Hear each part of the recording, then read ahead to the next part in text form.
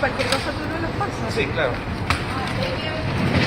¿Te parece que ahí está la todo?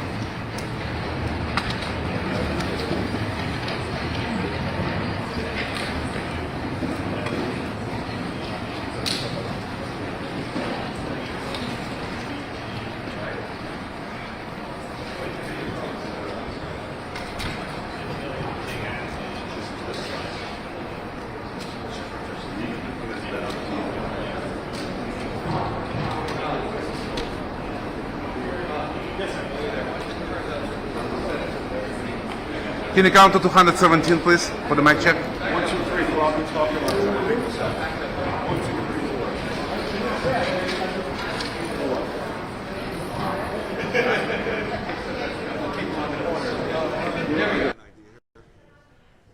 Lo importante es agarrar el audio. WNYC is here.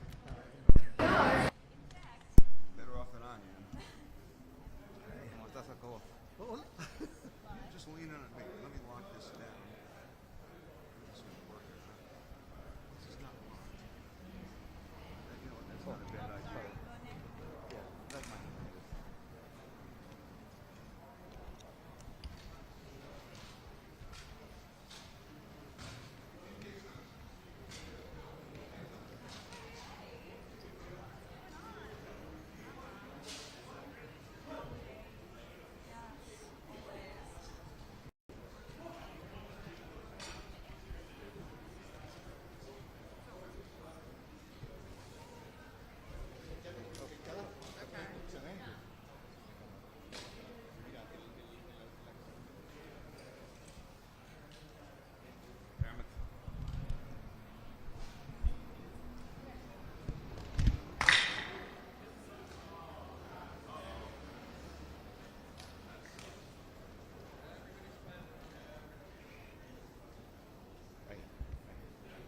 Right. There's this thing. I cannot close it because of this thing.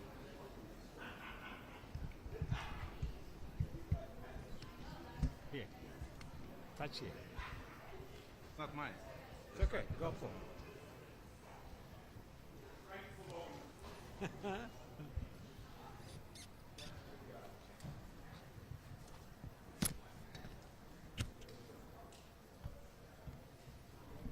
Mic check, everyone. Mic check. Test that. Good. Perfect. Great. Like my voice, guy?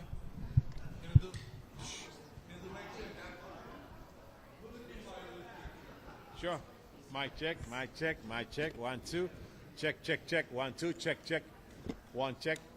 Mic check.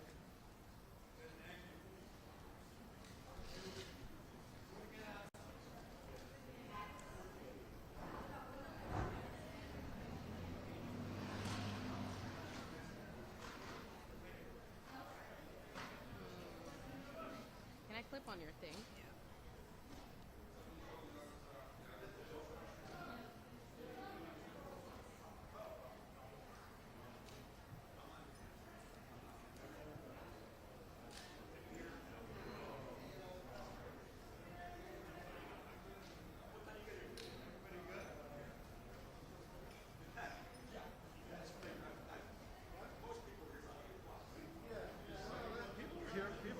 Yeah, he's not that tall, guy. Probably gonna be like this. All right, good.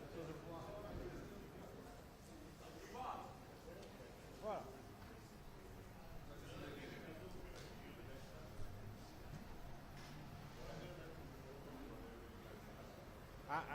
I don't think I can go down. He's shorty.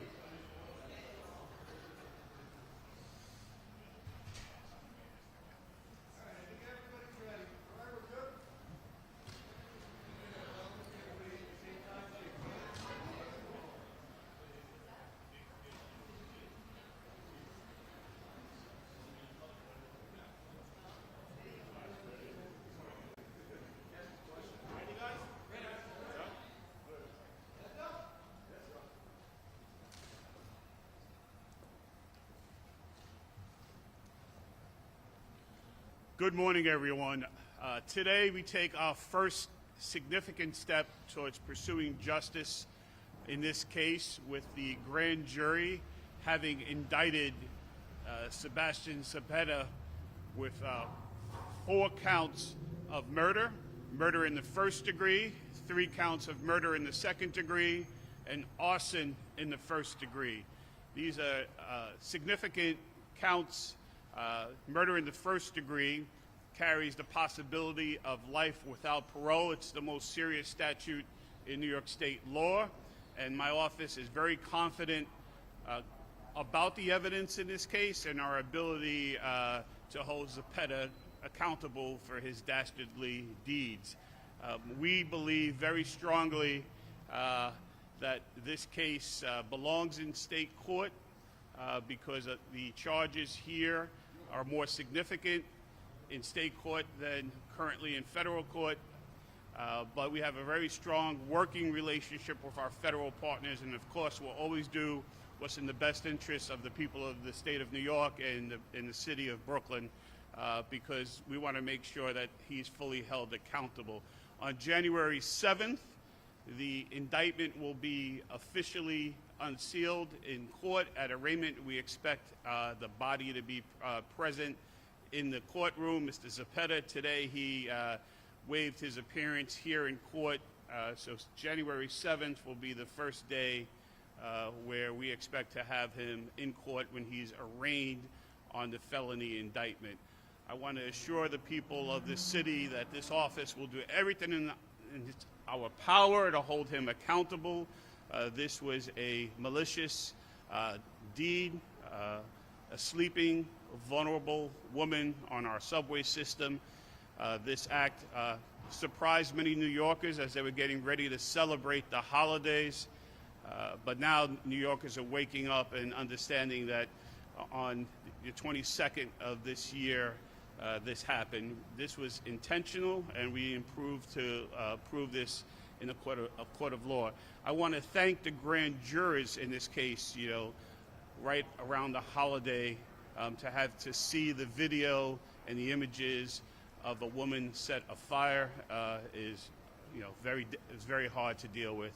And so I want to thank them for serving on jury duty and coming to the only conclusion that I think is supported by the evidence in this case, that there's reasonable cause to believe and pursue the charges against Mr. Zapeta. Standing here with me is Lila Rossini. She is the head of the Homicide Bureau, and Assistant District Attorney Matt Perry, who's going to be the lead prosecutor on this case.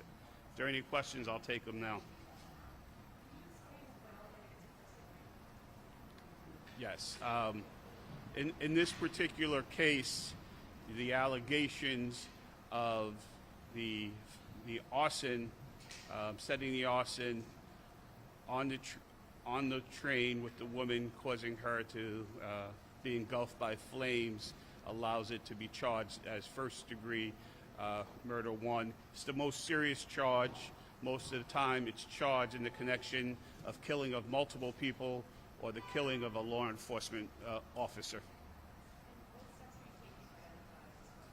Yes. As many of you know, the criminal court complaint and the indictment at this time indicates the death of a Jane Doe. The police and the medical examiner's office and many investigators are working to identify her. Her body was badly burned, and so advanced fingerprinting efforts are being made, as well as advanced DNA evidence to identify her. We have made some progress in that area, but I'm not at liberty to get into specifics now. And of course, our hearts go out not only to this victim, but we know that there's a family. Just because someone appears to have been living, in the situation of homelessness does not mean that there's not going to be family devastated by, the tragic way she lost her life. Yes.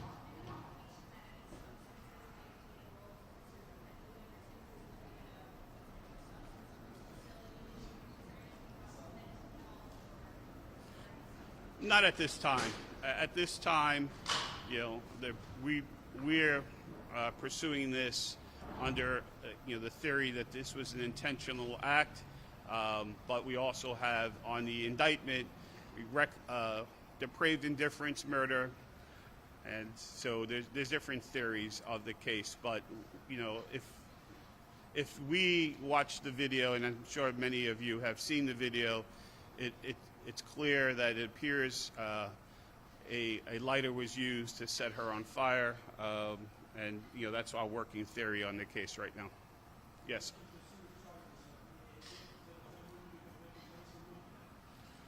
On the murder one, the top charge is life without the possibility of parole, and of course on standard murder the top count is 25 years to life. There's also the arson charge, and you know, there's a possibility that some of this can run consecutive.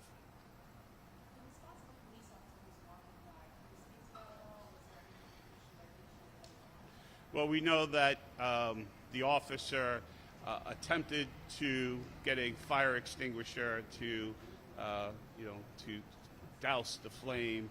So I'm not going to speak more on that particular issue, other than we believe that the officer, considering all the circumstances, all of the smoke and flames that were in the train car at that time, did the most that he could do at this time. Yes. Yes. This was an act that the question was, why do we want to keep it in state court? There are two basic principles here. One is, I have a lot of confidence in the people of Brooklyn and the people who come and serve on jury duty here, and I think that this crime took place in New York City, in Brooklyn, and that the people of this county should serve on the jury there. Second, very simply, state law is more significant in this case. You know, there's a possibility with life without parole. That's not an option in the proposed charge that was mentioned, arson, on the federal statute. So you're looking at more time. In this particular case, the heinous nature of this case, I believe that the maximum penalty should be imposed, and currently that would be in state court.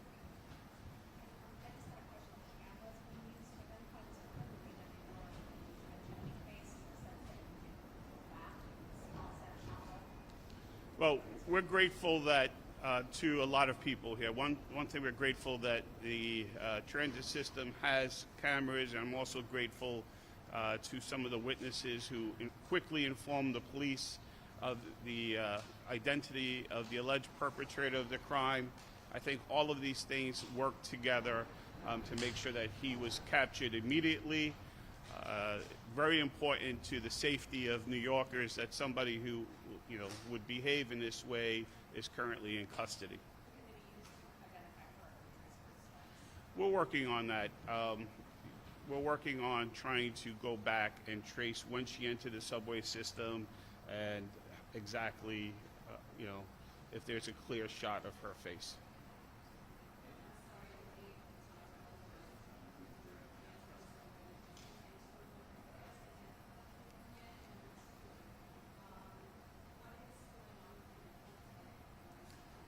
Okay, so we announced a few minutes ago the indictment.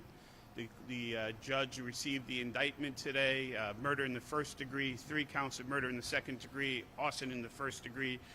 The defendant, through his lawyer, waived his appearance, so he was not brought up to court, but he is due back in court in person on January 7th, where the indictment will be unsealed, and he will be arraigned on the indictment at that time. What was your second question? Unknown as of yet, but a lot of work has been going into trying to identify her. There's always people missing in New York City, so we're working through those leads, but I wouldn't want to speculate.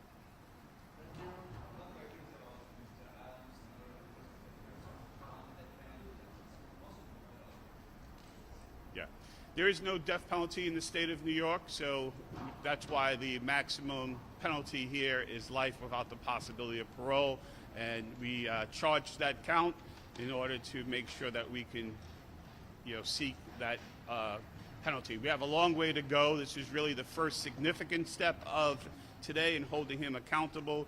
There's going to be the felony arraignment again on January 7th, and then the trial team here will work to pursue justice. And of course, it's a priority for me, for my office, for the police department to identify this woman so we can notify her family of what had happened to her. Thank you, everyone. All right.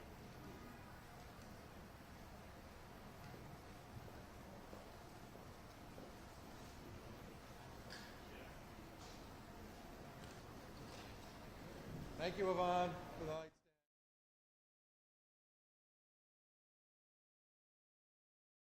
This is Fox 5 Breaking News.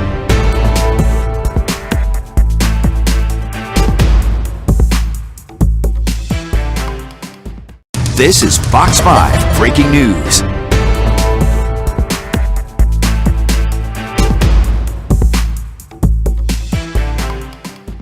This is Fox 5 Breaking News.